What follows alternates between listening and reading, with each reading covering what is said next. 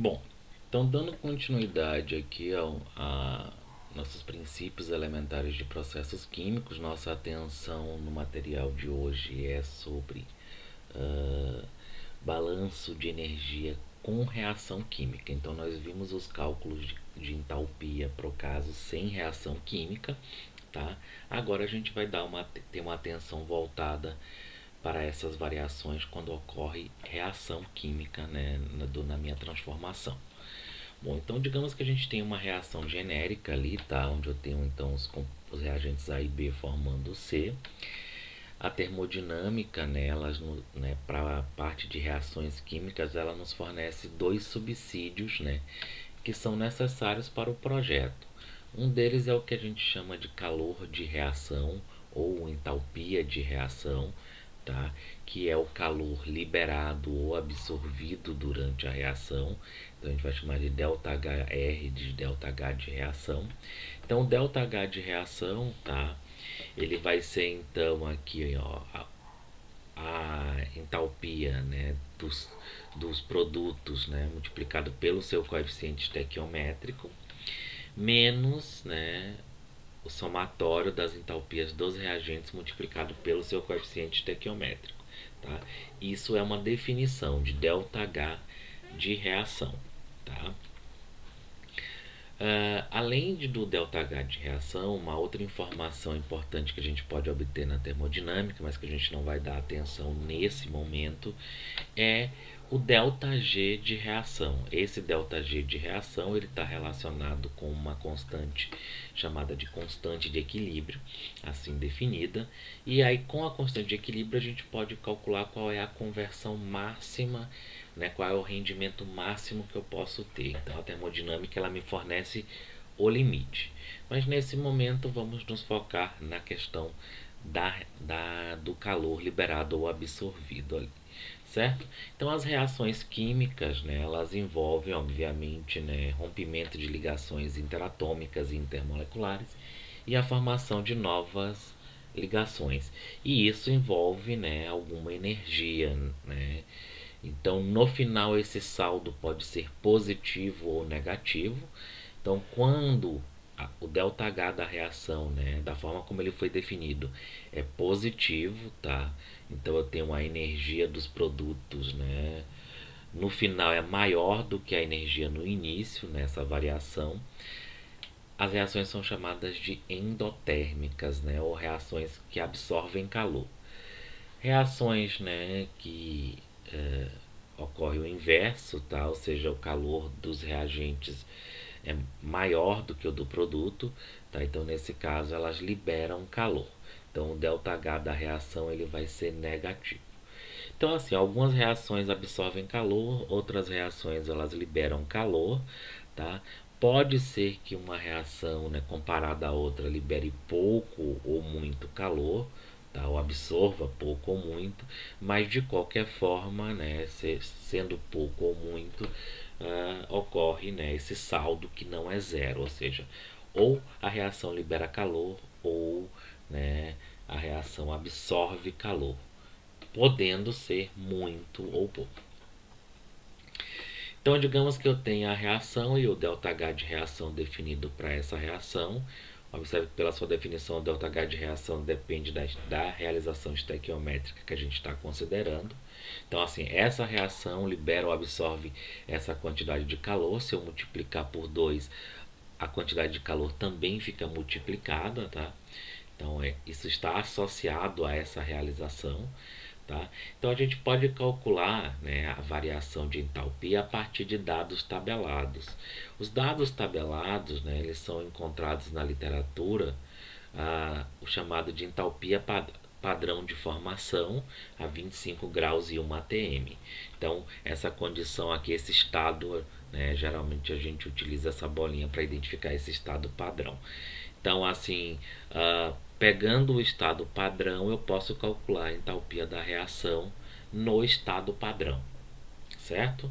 Então, a 25 graus e 1 atm. Então, se a reação estiver ocorrendo naquela condição, esse vai ser, o ΔH vai ser a quantidade de calor liberado ou absorvido.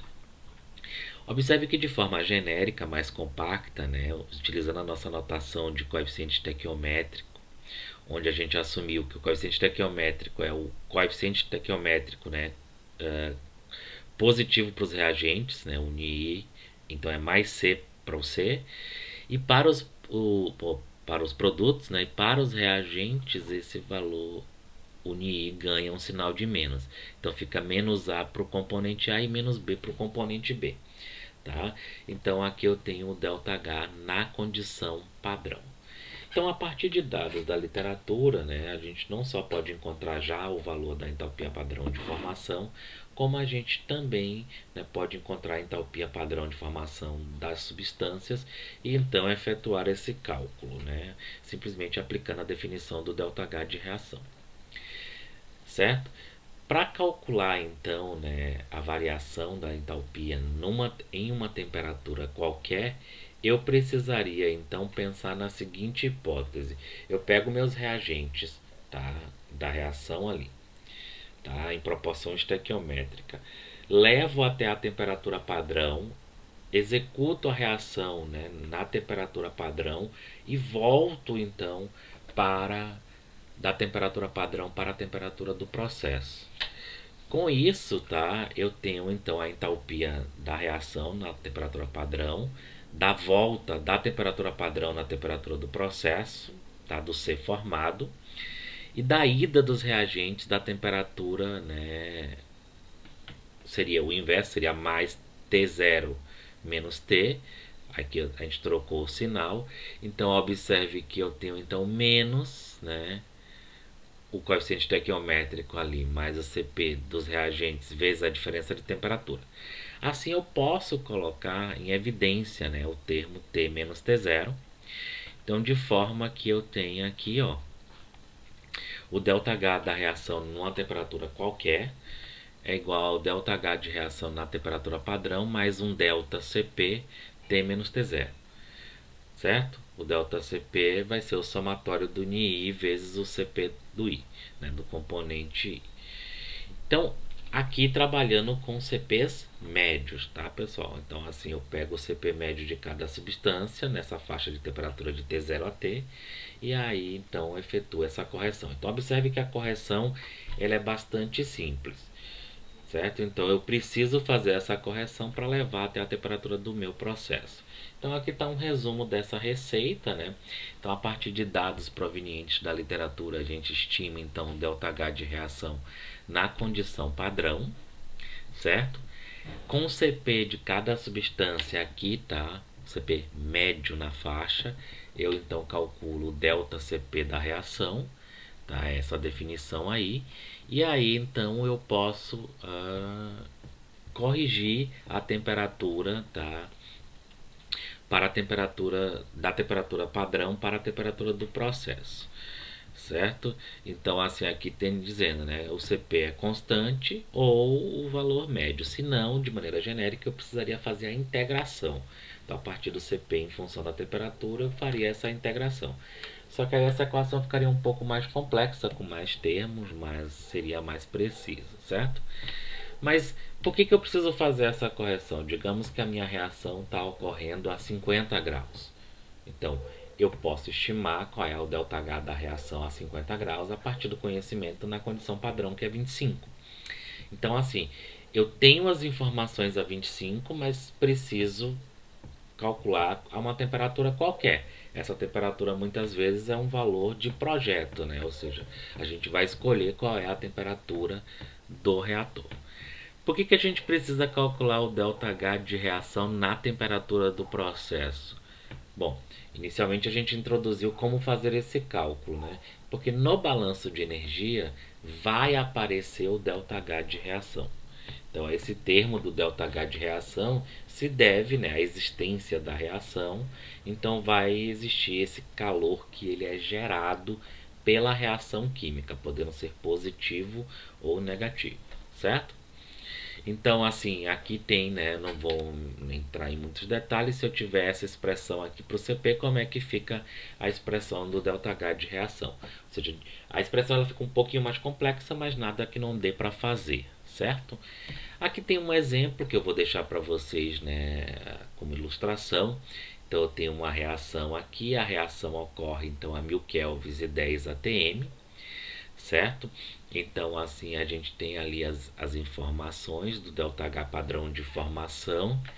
Aqui, né, aparece zero, porque a entalpia padrão de formação de uma substância pura é sempre de uma substância, né, onde eu tenho sempre a mesma espécie, né, aqui no caso dois átomos de hidrogênio, dois átomos iguais, eu teria a entalpia padrão de formação de zero. E aqui o Cp já médio, tá? Então eu peço para que estime, né, na condição, na temperatura do reator. Aí tem a solução para vocês darem uma olhada, tá? Mas observe que aqui só vou falar isso, que o ΔH padrão, né, tá 32.000, da ordem de 33.000 aqui, certo? Quando ele corrigido está da ordem de 48.000. Então observe que a variação aqui, né, ela é bastante significativa. Então eu preciso fazer essa correção para efetuar o cálculo. Quanto mais distante for essa temperatura da temperatura padrão, né, e dependendo do valor do ΔCp, eu vou ter, né, uma correção mais significativa ou menos. De qualquer forma, estou sendo mais rigoroso, certo? Ali, né, apenas a nível de ilustração, eu peço para que vocês refaçam o cálculo, agora levando em consideração a dependência com a temperatura, certo? Então isso aí fica como exercício para vocês tentarem. E obviamente, né, o engenheiro ele tem sempre que ter um senso crítico. O ideal é que vocês comparem aquele valor, o valor obtido com esse valor, né, onde a gente utilizou o CP fixo, tá? Uma média na faixa, tá? Então eu gravei um material separado, né, onde vocês têm, onde eu falo dessas propriedades. Então, a gente precisa buscar massa específica, massa molecular, entalpia padrão de formação. Então essas propriedades de substância pura,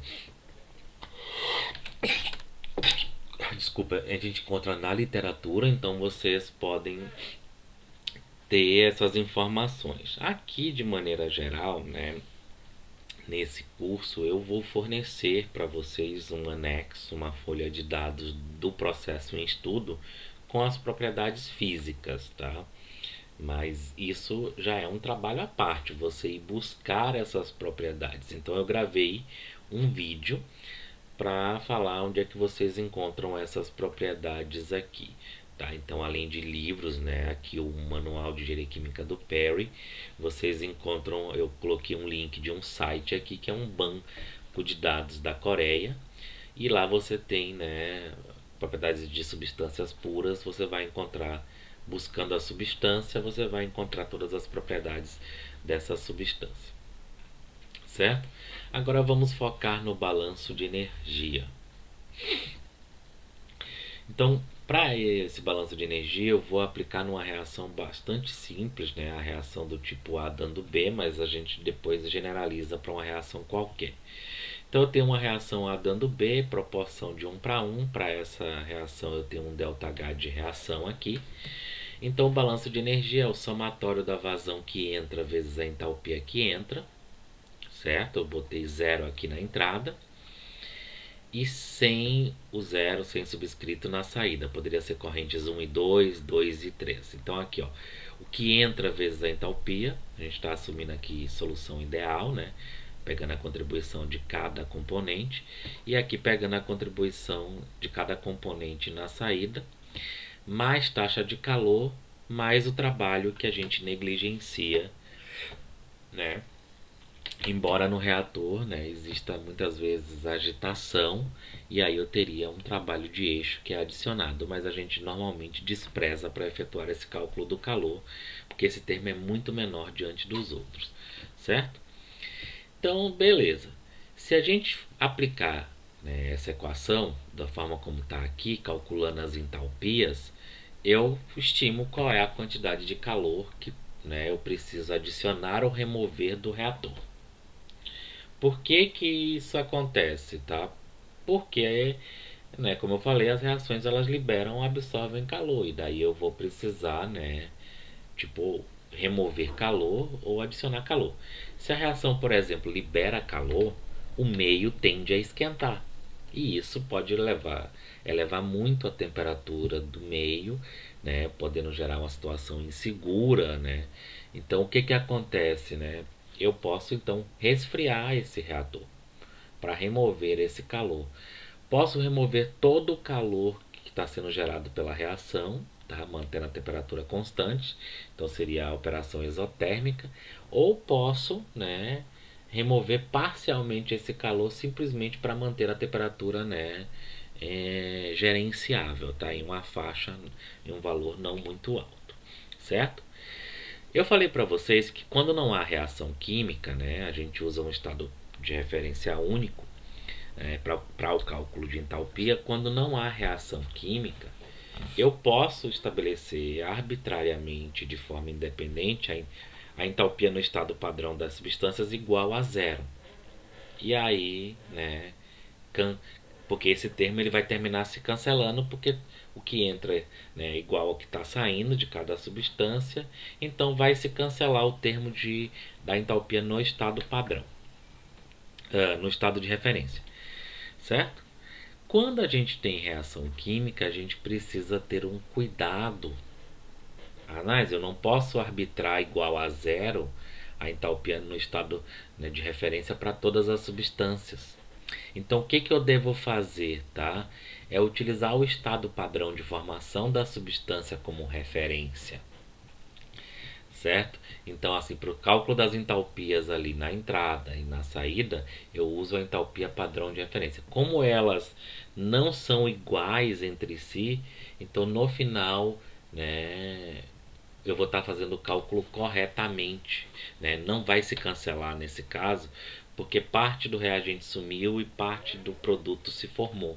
Então não vai dar zero. Então eu não posso arbitrar igual a zero essa entalpia no estado de referência, certo? Então, assim, vamos trabalhar essa equação aqui, tá? Para obter uma expressão um pouco mais usual. Eu expresso então a vazão molar aqui, tá? Na saída de A e B em função da entrada, mais o termo de extensão, onde tem o coeficiente estequiométrico. Então são as equações de balanço, certo? Então eu coloco isso aqui, pá e pá. Ao colocar isso aqui, eu posso então, né, abrir esses termos, né, e depois agrupar da seguinte maneira. Eu vou ficar aqui com FA0 a entalpia na entrada menos a entalpia na saída, mais FB0 entalpia na entrada menos na saída, colocando alfa em evidência, né, menos alfa vezes, né, a soma, né, produtos coeficiente estequiométrico do componente A com a nossa convenção de sinal vezes a entalpia. Então observe que, né, bom, ao fazer essa substituição e arrumar, né, eu sugiro que vocês tentem chegar nessa expressão aqui, ou seja, só foi arrumado, né, mas não é uma passagem complicada. O que, que a gente vai notar aqui? Que aqui dentro, ó, observe que se eu tivesse C, D, E, outros componentes, continuaria sendo somatório do produto do coeficiente estequiométrico vezes a entalpia. Isso aqui é o que a gente chamou de ΔH de reação, certo? Então, assim, né, esse termo ali é o que a gente chama de ΔH de reação. Então, assim, quando a gente desmembra, né, esse termo, substitui o balanço material no balanço de energia, a gente consegue perceber que, né, o calor removido ou retirado, né, se deve parte a levar, né, o meu sistema até a temperatura da reação e parte, né, que se deve da reação, o calor liberado absorvido pela reação. Tá? Então esse termo aqui é chamado de calor gerado devido à reação química. Então ele surge naturalmente ali, tá? Então observe aqui, por exemplo, né, que se ΔH da reação é negativo, a reação exotérmica, como o alfa é sempre uma grandeza positiva, então esse calor gerado ele é positivo. Então assim, a reação ela gera calor. Então o calor removido vai ter que, né, eu vou ter que tirar parte desse calor ali, né, que está sendo gerado pela reação. Então eu teria que, por exemplo, resfriar o meu reator, certo? Ainda eu posso trabalhar da seguinte maneira, esse termo aqui, tá, que está pré-multiplicando, substituir as entalpias usando CPs, certo? Então observe que aí eu teria o CP do A e o CP do B, tá? E essa diferença de temperatura, da temperatura da entrada para a temperatura da saída do reator. Então, para esse termo aqui, ó, observe que já aparece já destrinchado em função da temperatura, tá? Então, de posse do CP na faixa, né, médio, eu posso então calcular esse termo aqui. Vamos só substituir o alfa ali pela conversão, tá? Então a gente pode substituir esse alfa aqui pelo que está entrando, né, do reagente, o FA0, vezes o XA, tá? Né, dividido pelo coeficiente estequiométrico. E o ΔH de reação? O ΔH de reação eu corrijo, que a gente viu lá no início, eu corrijo para a temperatura do processo, né, esse procedimento. Então assim, né, o resumo da história. Ou a gente trabalha exatamente como a gente fez para balança sem reação química, calculando as entalpias aqui, só que nesse caso eu preciso considerar o meu estado de referência, o estado padrão de formação, certo? Ou eu uso a expressão trabalhada, tá? Onde aqui observe que onde é que entra o estado de referência? No cálculo do ΔH de reação, certo? Então assim, como essas fórmulas elas estão disponíveis na literatura, né, essa fórmula trabalhada, ela já é uma fórmula pronta para ser usada, tá? Então eu simplesmente substituo os valores. Então agora aqui eu corrijo para a temperatura e aí para a temperatura da reação, calculo o ΔH da reação, aplico essa expressão, calculo o calor. Ponto. Certo? Então vamos fazer um exercício voltando ao nosso, né, processo de brinquedo. A gente já efetuou o cálculo da carga térmica aqui do trocador de calor, tá? Então era um balanço sem reação química. Agora vamos ver, né, o balanço com reação química. Então lembrando aqui, a carga entra a 330, a reação é mantida isotérmica, a conversão no reator é de 70%, a reação é A dando B. Então agora a gente quer saber, né, observe aqui, eu tenho então um resfriamento, eu quero saber qual é a carga térmica do reator.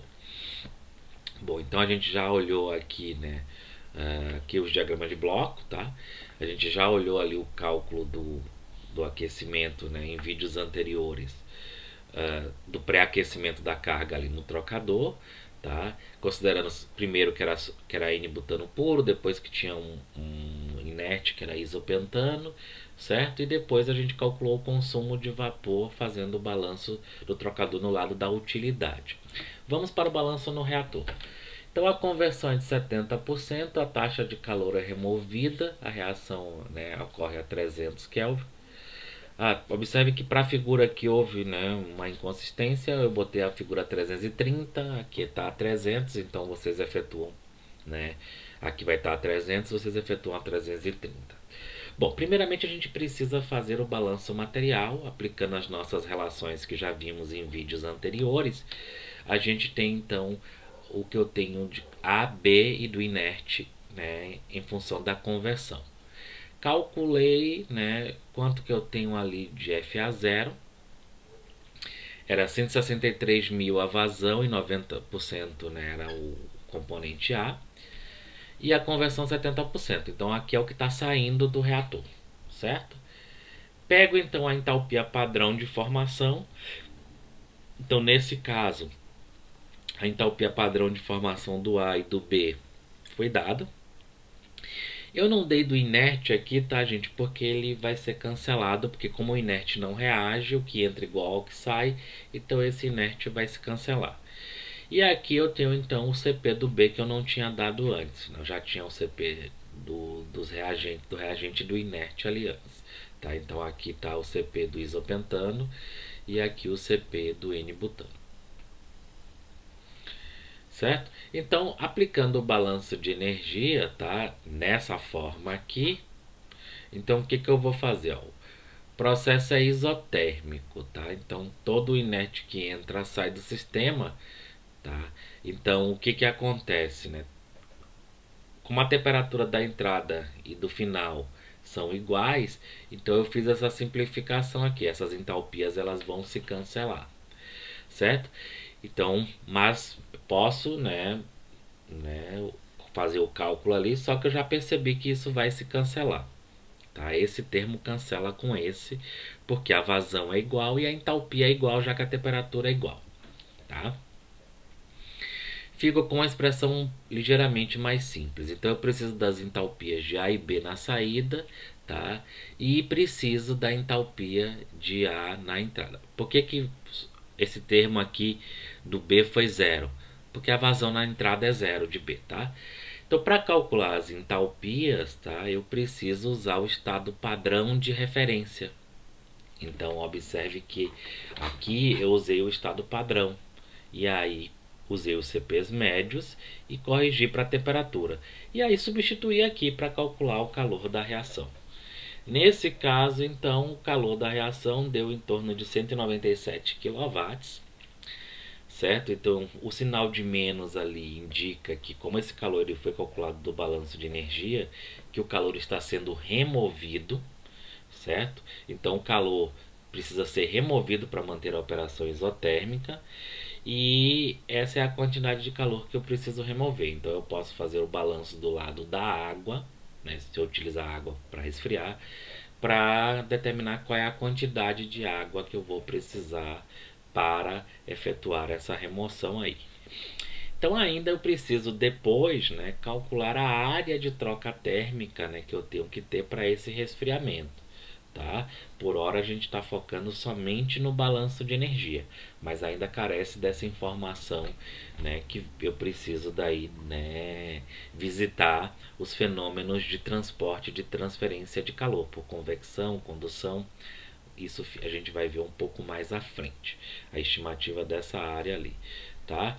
Mas aqui tem um balanço de energia para o lado da utilidade fria. Eu assumi que a temperatura, a água está disponível a 25 graus e a temperatura máxima de saída da água é de 40 graus. Então, nesse caso aqui, eu calculo, é um balanço de energia simples, sem reação química, tá? Então, eu calculo do outro lado do trocador, tá? Aqui na minha figura não é exatamente um trocador, né?